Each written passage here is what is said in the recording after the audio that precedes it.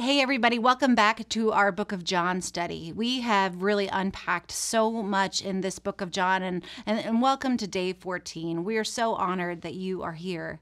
John chapter 14, it starts what is called commonly as the farewell discourse. It's in John's chapters 14, 15, and 16.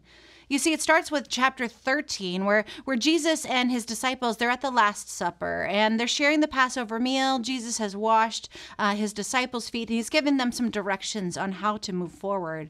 Back there in chapter 13, there's a lot of drama. There's a lot of things that are going on that Jesus says. Jesus tells them, hey, one of you is going to betray me soon. And then he tells Peter, you're going to deny me before this whole thing is up.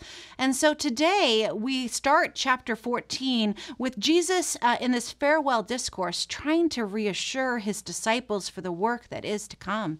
He starts right there in verse 1, and Jesus says this. He says, do not let your hearts be troubled. But then he says this other thing. He says, in my Father's house there are many rooms. Now, this verse here, we often use at funerals all the time. We talk about this house with many rooms and that they're all going to be prepared for us when we die. And Jesus, at this moment, he's talking about heaven.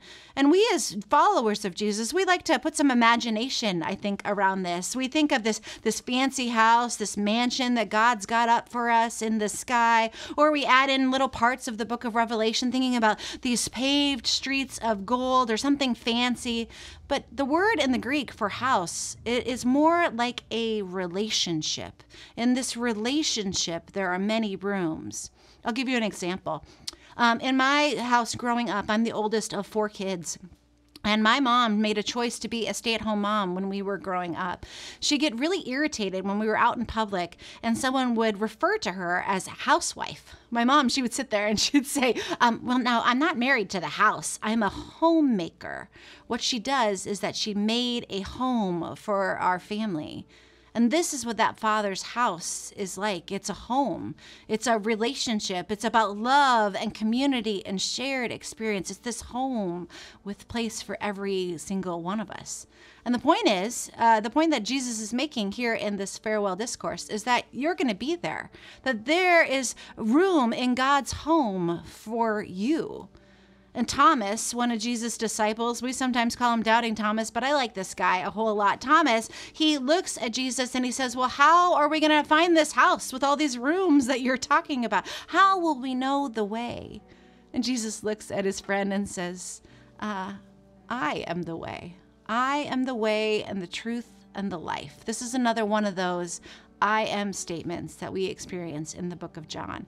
Jesus says, I am the relationship. I'm the relationship that we're all looking for. My friends, if you haven't looked for this relationship, I'm going to encourage you to go look for it. Jesus is the way. But then Jesus goes on to talk about in the rest of chapter 14 what this relationship is like. Another example for you. I sometimes, often actually, struggle with insecurity. I've had some relationships in my life that have taken a toll on me, that haven't lifted me up, but relationships that have really, really torn me down and really wired in some negativity in my own brain.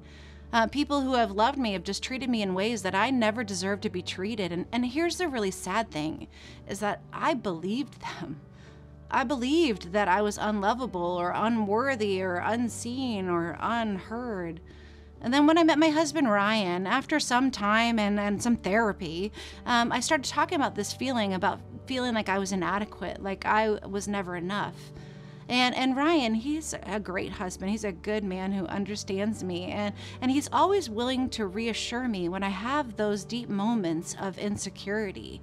And this is how this happens in our relationship.